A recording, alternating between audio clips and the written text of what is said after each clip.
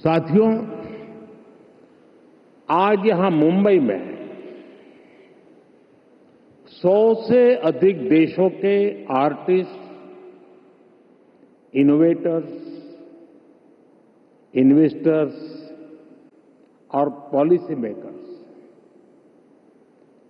एक साथ एक ही छत के नीचे एकत्र आए हैं। एक तरह से आज यहां ग्लोबल टैलेंट और ग्लोबल क्रिएटिविटी के एक ग्लोबल इकोसिस्टम की नींव रखी जा रही है। World audio visual and entertainment summit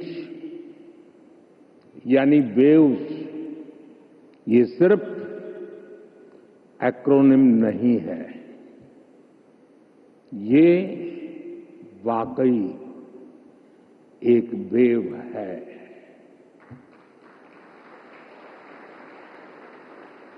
culture की,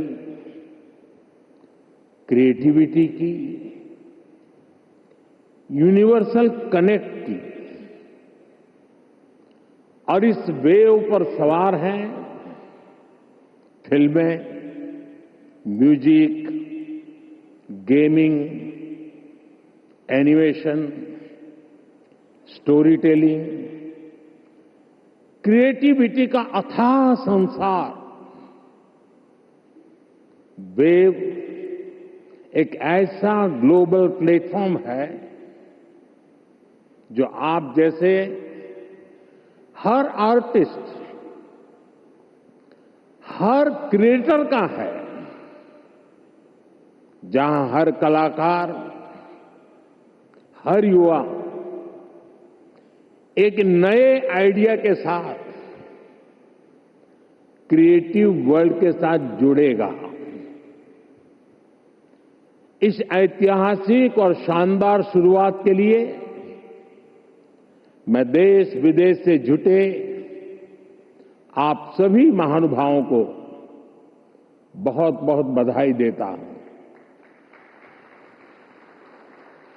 आप सबका अभिनंदन करता हूं।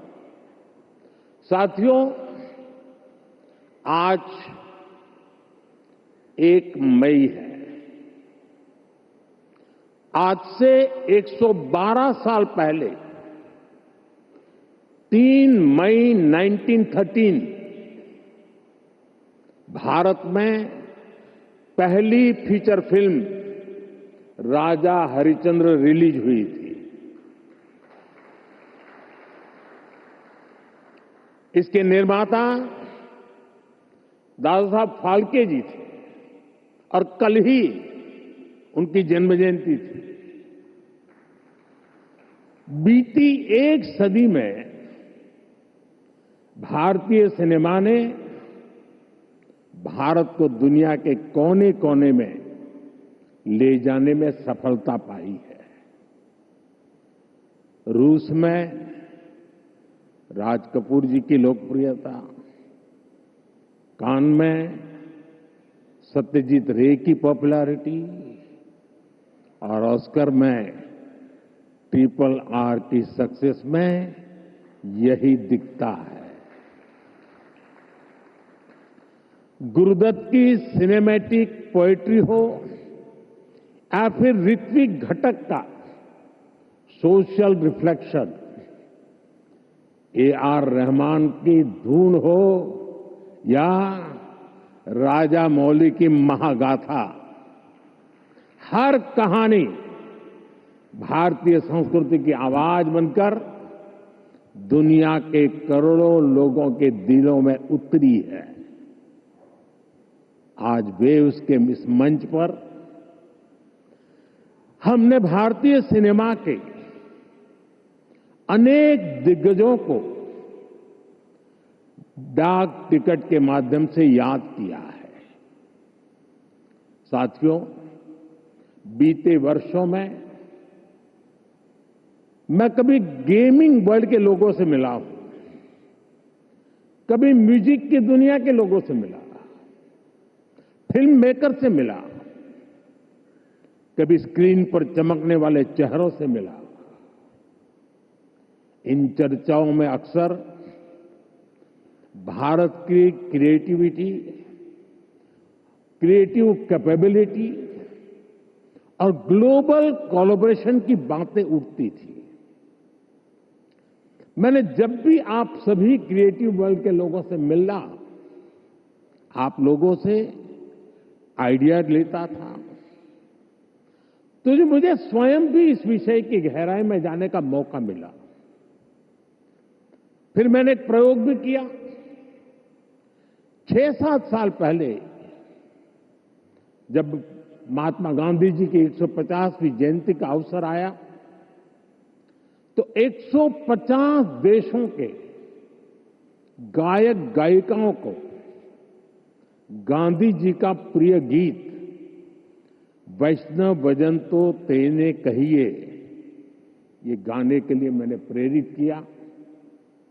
नरसिंह मेहता जी द्वारा रचित ये गीत 500-600 साल पुराना है, लेकिन गांधी 150 के समय दुनिया भर के आर्टिस्ट ने इसे गाया और इसका एक बहुत बड़ा इम्पैक्ट हुआ।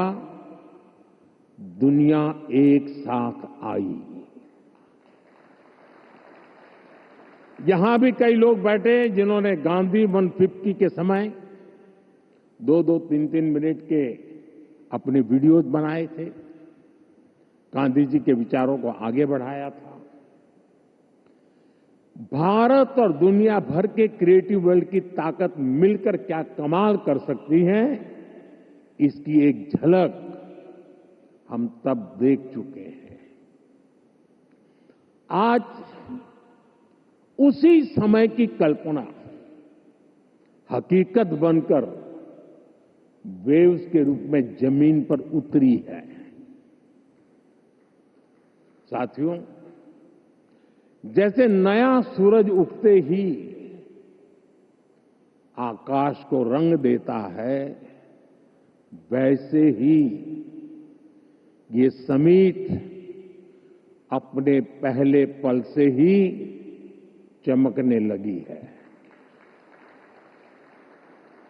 Right from the first moment the summit is roaring with purpose. पहले एडिशन में ही वेव्स ने दुनिया का ध्यान अपनी तरफ खींच लिया है। हमारे एडवाइजरी बोर्ड से जुड़े सभी साथियों ने जो मेहनत की है, वो आज यहां नजर आ रही है।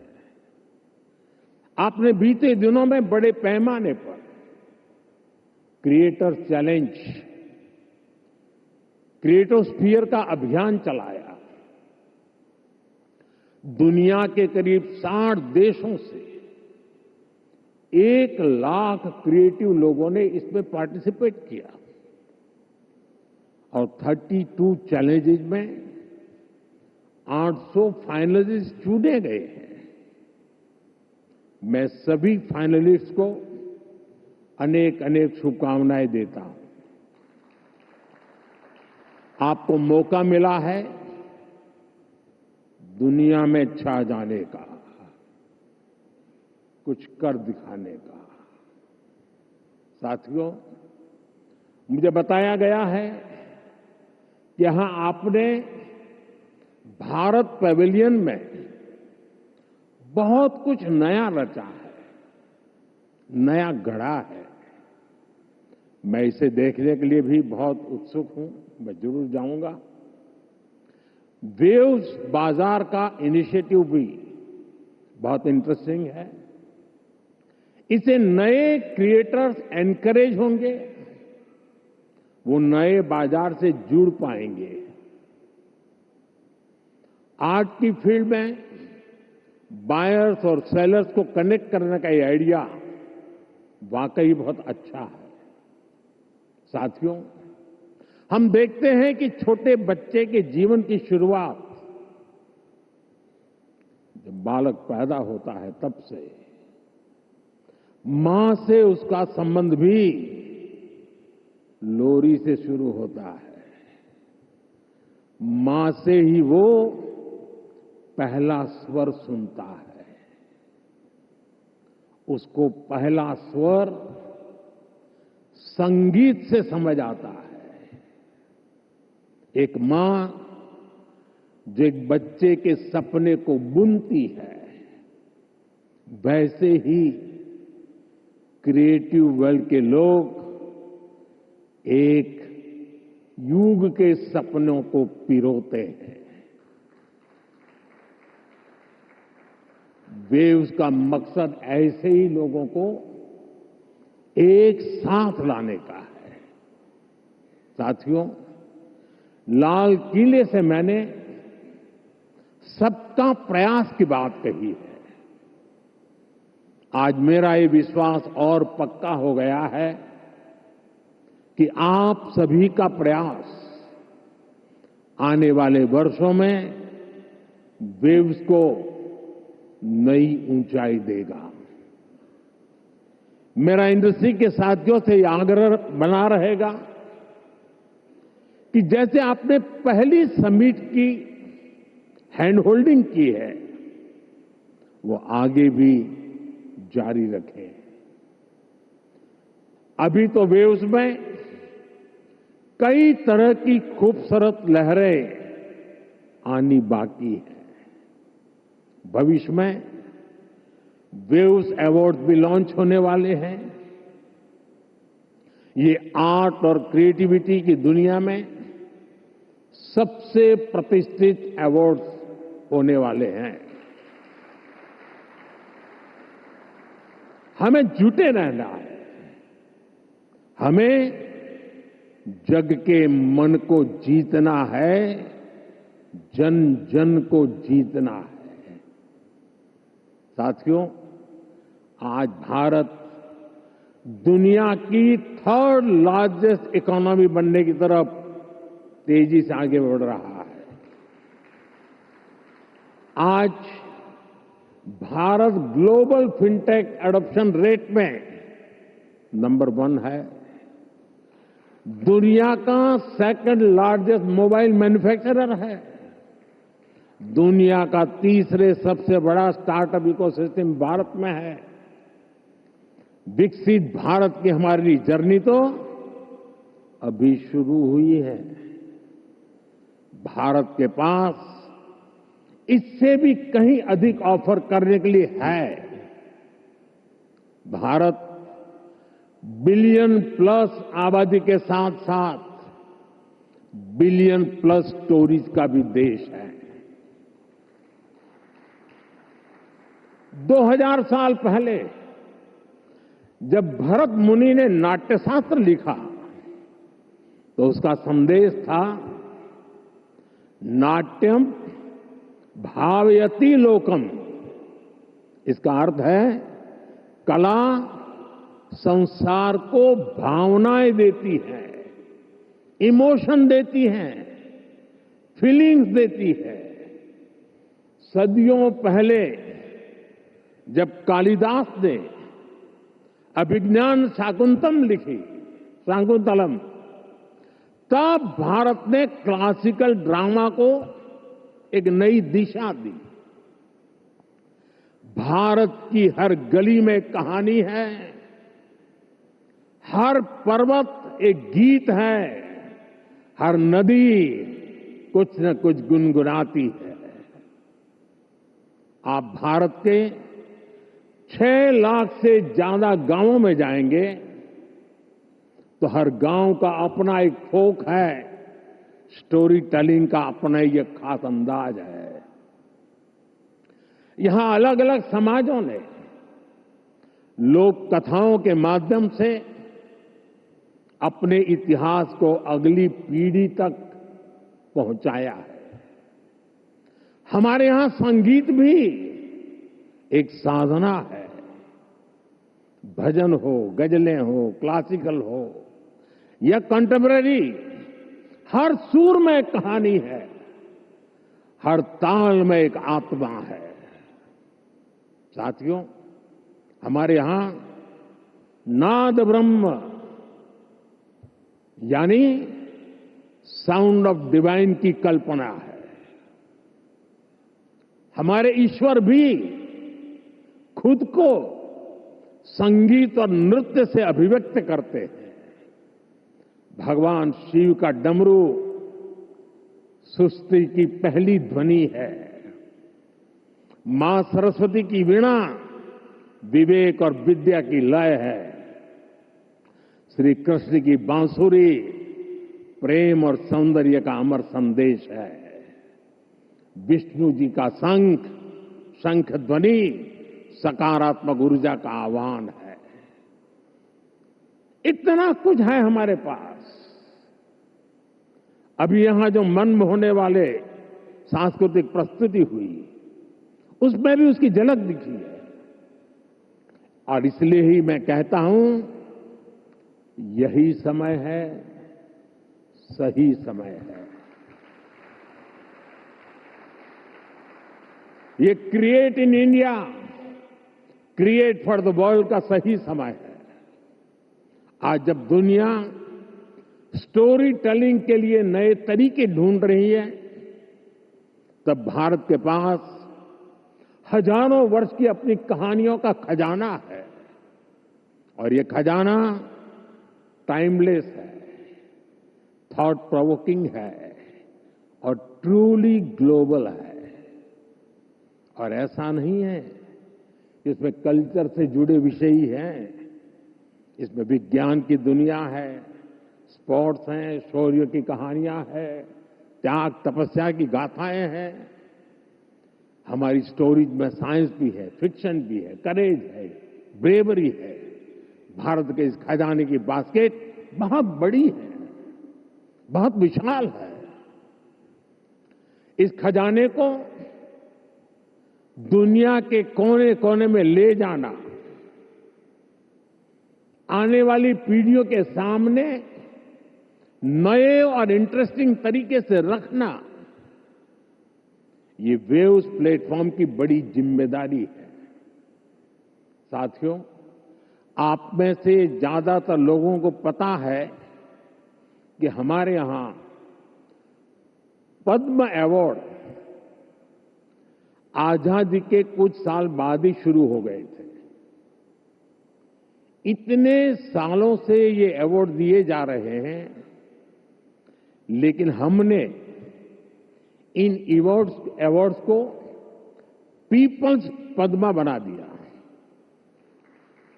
जो लोग देश के दूर दराज में, कोने कोने में देश के लिए जी रहे हैं, समाज की सेवा कर रहे हैं, हमने उनकी पहचान की, उनको प्रतिष्ठा दी, तो पद्मा की परंपरा का स्वरूप ही बदल गया।